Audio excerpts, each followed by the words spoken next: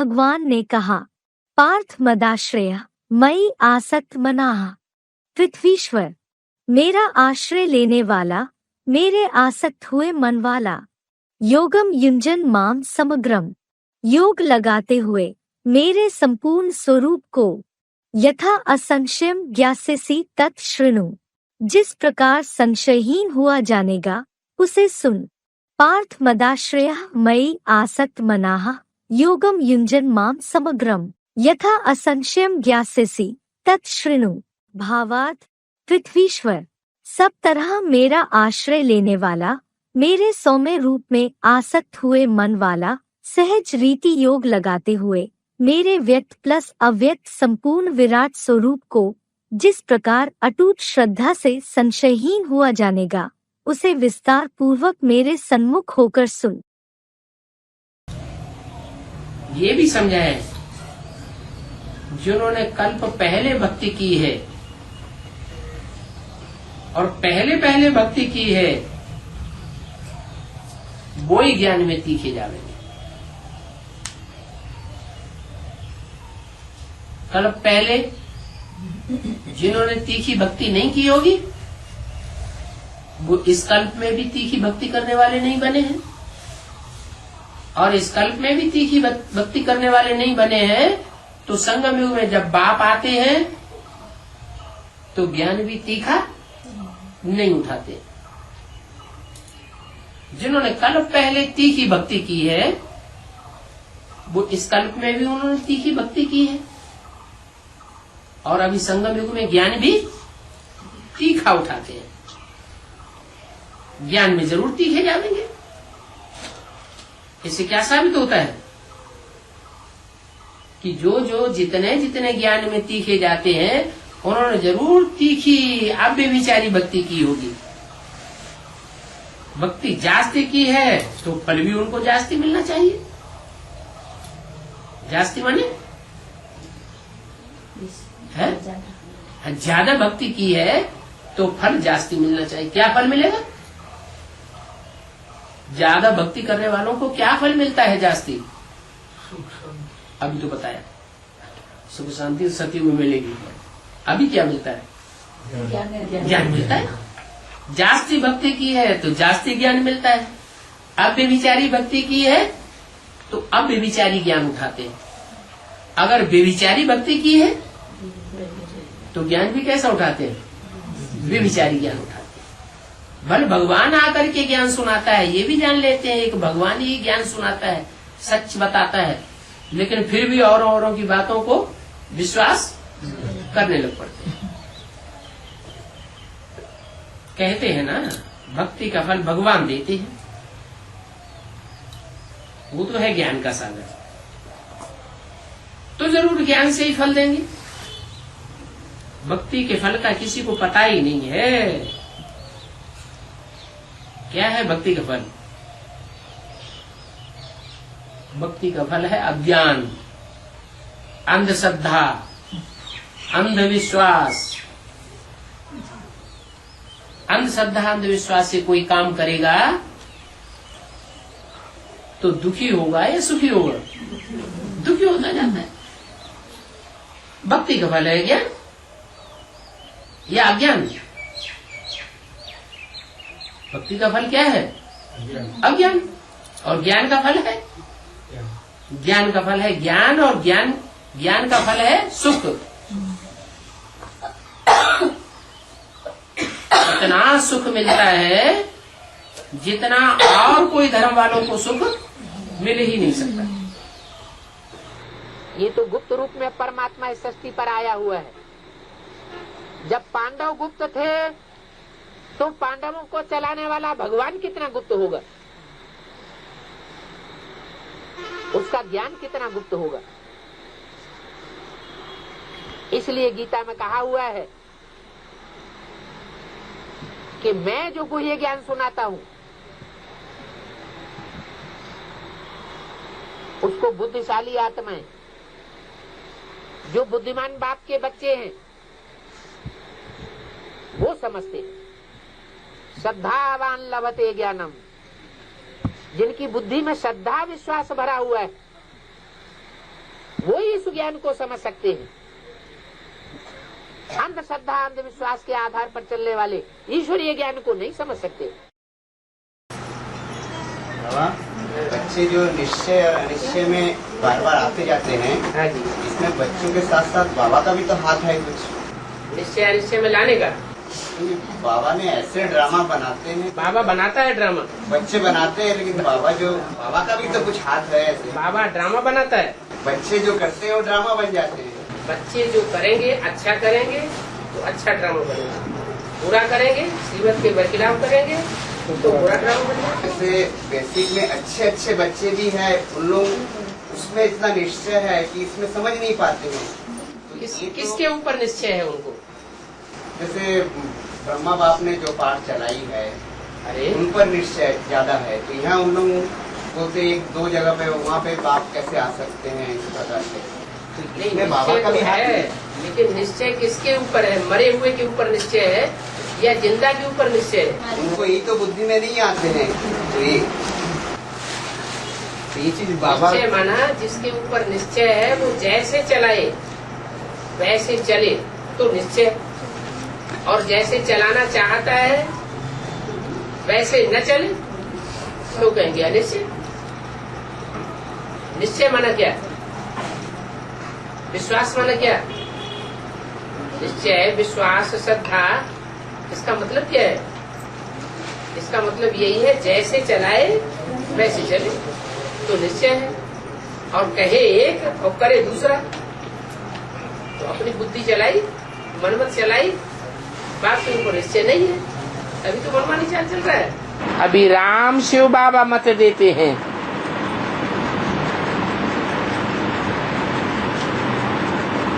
इस निश्चय में ही विजय है।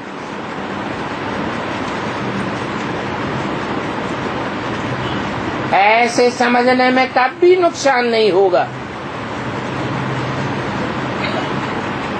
अगर नुकसान समझते भी हैं तो बाबा नुकसान को भी फायदे में बदल देंगे। परंतु अनिश्चय बुद्धि वालों को नहीं, निश्चय बुद्धि वालों को।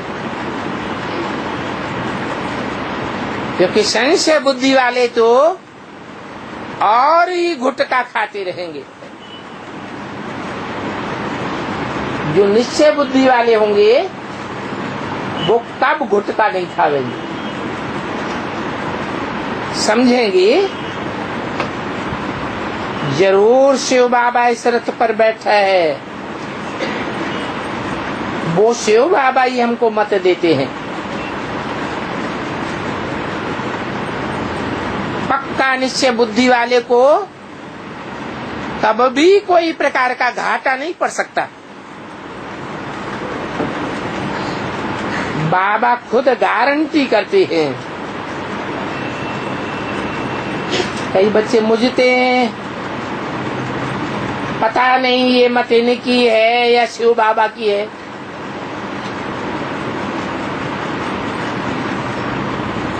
अब वो तो कहते हैं हमेशा शिव बाबा की हिम्मत पर चलो और हमेशा शिव बाबा की मत समझो, फिर भी कहते हैं मुझे ये मत पसंद नहीं है। तो जरूर अपनी मत पसंद है। कोई कहे ये बात तुमने कहाँ से सुनी, किसने सिखलाया है? तुम कहेंगे हम तो ईश्वरीय मत पर हैं, और ईश्वर कोई प्रेरणा से पढ़ाई नहीं पढ़ाते हैं। अगर प्रेरणा से पढ़ाई पढ़ाते हो तो भगवान को इस सृष्टि पर आने की दरकार ही नहीं। ईश्वरीय प्रेरणा और ईश्वर की मत, दोनों में रात दिन का फर्क हो जाता है। परंतु हमारी प्रेरणा की तो बात ही नहीं है। हम तो डायरेक्ट ईश्वरीय मत पर हैं। हर बात को वेरीफाई कराते हैं।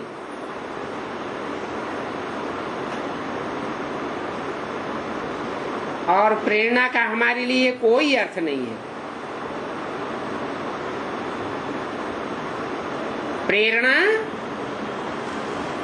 अर्थात विचार,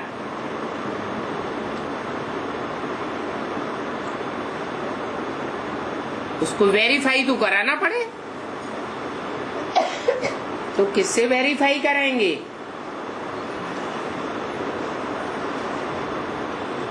जब तक भगवान ना आवे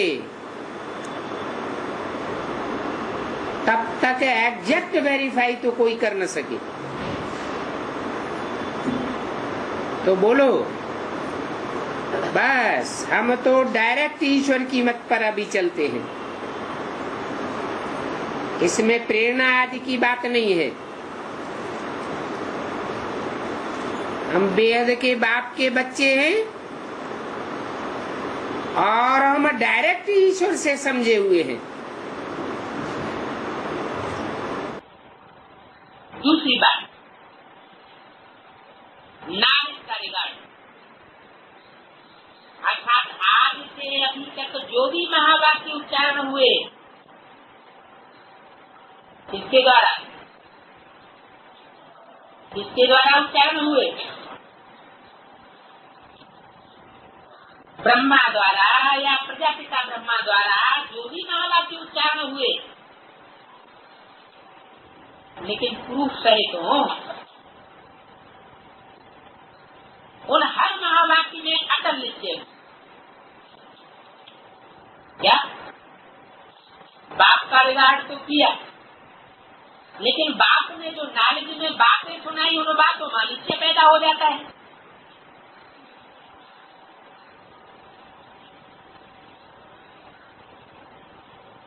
क्या प्रश्न उठते हैं?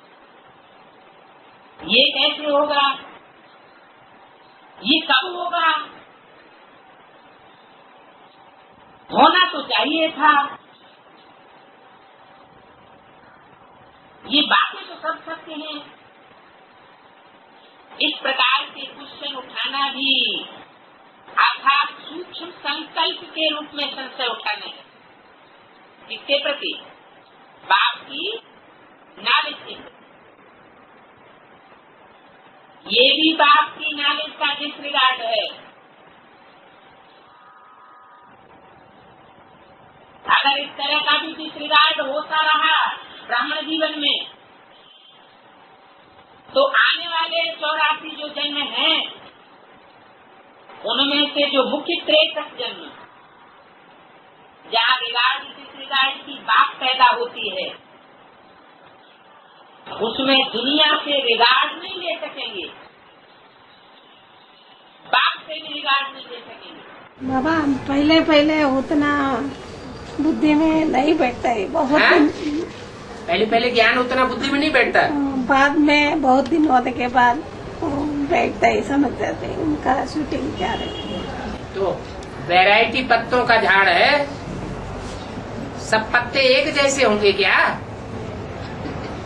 कोई पत्ते ऐसे भी होते हैं कि 1 सेकंड में ज्ञान उठा लेते हैं, इशारे से ही सारा ज्ञान समझ जाते हैं, बड़ी तीव्र गति का पुरुषार्थ पकड़ते हैं। कोई ऐसे होते हैं कि जल्दी उनकी बुद्धि में सच्चाई नहीं बैठती।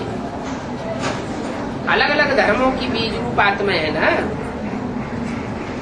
अलग अलग धर्मों की जड़ें हैं, अलग अलग धर्मों के पत्ते हैं, तो सब एक जैसे कैसे हो सकते हैं? जो दूसरों को कर्म बंधन से छुड़ाने वाला है, राजयोग सिखाने वाला है, बताता है तुम बच्चे कर्म योगी बनो, हठ योगी न बनो। हाथ पांव बैठ करके बांध करके बैठ गए और भगवान को याद करने लग पड़े, ये आर्टिफिशियल याद है। कोई महबूब अपनी महबूबा को हाथ पांव बांध करके नहीं याद करता है। कारखाने में काम करेगा तो भी याद आएगी। कोई माँ अपने बच्चे को हाथ पांव बांध करके याद नहीं करती। रोटी पकाते भी बच्चे की याद आती है, वो असली याद है। याद को मनुष्यों ने, भगवान की याद को मनुष्यों ने आर्टिफिशियल बनाई दिया। ढोल मजीरा बजाए बजाए के याद करते हैं, गीत लगा के याद करते हैं। ये सब है हठयोग, जबरदस्ती। क्यों जबरदस्ती? इसलिए है कि भगवान की असली पहचान नहीं है किसी को। रामायण में लिखा है, जे जानो ते देव जनाई, और जानत तुम्हें तुम्हें हुई जाई। जिसको भगवान आकर के ज्ञान देता है वो ही जान सकता है भगवान की पहचान। भगवान के अलावा भगवान की पहचान कोई 100% नहीं दे सकता। दूसरे जितनी भी पहचान देंगे वो अधूरी पहचान देंगे। भगवान के सन्मुख पहुंच करके, सानिध्य में आकर के जो जितनी गहराई से भगवान को पहचानेगा वो दूसरा नहीं बता सकता।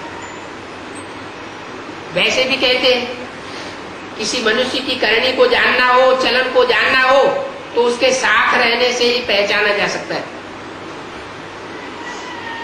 कोई मनुष्य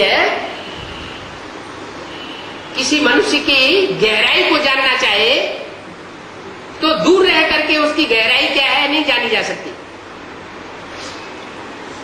पास में रह करके ही जाना जा सकता है। तो भगवान भी इस सृष्टि पर आकर के किसी मनुष्य रथ में प्रवेश करके मनुष्य रूप में कार्य करता है। ज्ञान को बल कहा जाता है। जिसमें ज्ञान का बल आ जाता है वो अपना घर बार, माता पिता, स्वजन संबंधी छोड़ करके भाग खड़े होते हैं कि नहीं? ताकत आती है या नहीं? बोलो। तो ताकत नहीं आई। बाप के सिवाय बाप का परिचय वहां कोई दे ही नहीं सकता। और ये ईश्वर का ज्ञान ऐसा है जो लिटरेचर से नहीं समझा जा सकता, सन्मुख ही समझा जा सकता है। इसलिए बोला है, भक्ति मार्ग में भी बोला है, रामायण में, सन्मुख होय जीव मोय जबहि, जन्म कोटि अघनाश ही तबहि। वो तो समझते हैं करोड़ों जन्म होते हैं, तो कोटि लिख दिया, लेकिन वास्तव में 63 जन्मों के पाप नष्ट हो जाते हैं। रिकॉर्ड चला है, कौन आया मेरे मन के द्वारे। बच्चे जानते हैं कि अभी कौन आए हैं, जिनके हम सन्मुख बैठे हैं। दुनिया तो इन बातों को नहीं जानती। ये जानने के लिए उनको वो आंखें नहीं हैं जो जाने कि हम किसके सन्मुख बैठे हैं। उनकी आंखें जान ही नहीं सकती। अब तुम्हारी आत्मा तो बुद्धि से पहचानती है कि बरोबर हम मना बुद्धि स्वरूप आत्मा का बाप आया हुआ है। वो बाप खुद ही आकर के अपना परिचय देते हैं। कहते हैं कि मेरा कोई भी आकारी अथवा साकारी शरीर नहीं है, मैं तो सदैव ही निराकार हूं। तुम्हारी आत्मा जन्म मरण के चक्र में आती है तो आकारी और साकारी भी बनती है, परंतु रूप तो जरूर है। जैसे तुम्हारा रूप अति सूक्ष्म है, वैसे मुझे आत्मा का रूप भी सूक्ष्म है, ज्योति स्वरूप है। हाँ, मैं ज्ञान का सागर हूं। एक रूप बसंत की कहानी भी है। तो मैं जरूर रूप भी हूं।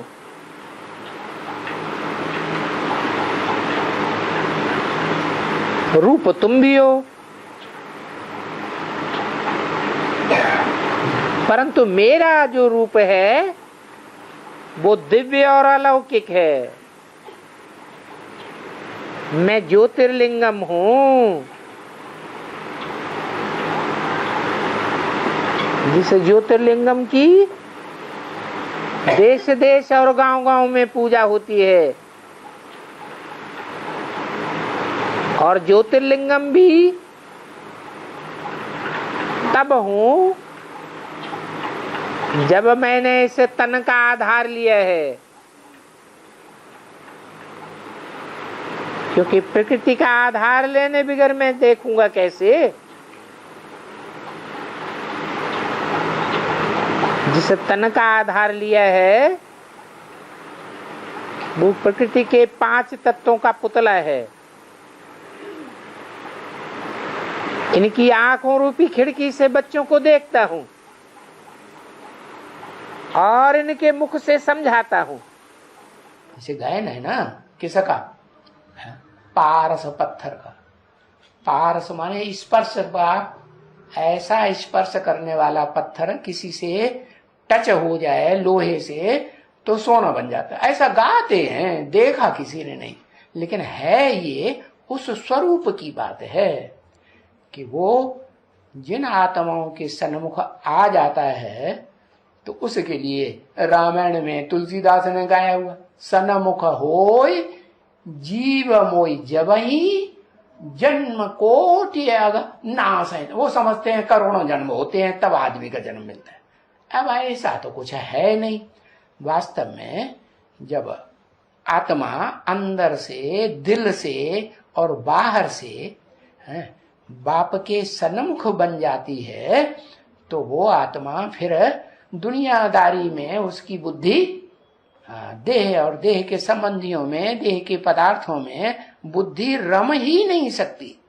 क्या अगर अंदर बाहर से संग का रंग लग जाए तो इतनी कशिश होती है उनमें। बताया जैसे और भी धर्मपिता इस दुनिया में आते हैं ना, तो उनके चेहरे के को ध्यान से देखा? कभी नहीं देखा। क्राइस्ट को, बुद्ध को, गुरु नानक को चेहरे को ध्यान से देखो। गुरु नानक तो अभी 400, 500 वर्ष पहले हुए, तो कितना आकर्षण है उनके चेहरे में। तो जो ऊंचे ऊंचे धर्मपिता बनेगा इस मनुष्य सृष्टि का जो मनुष्य, तो उसमें तो कितनी कशिश होगी है। क्या बताई पहचान?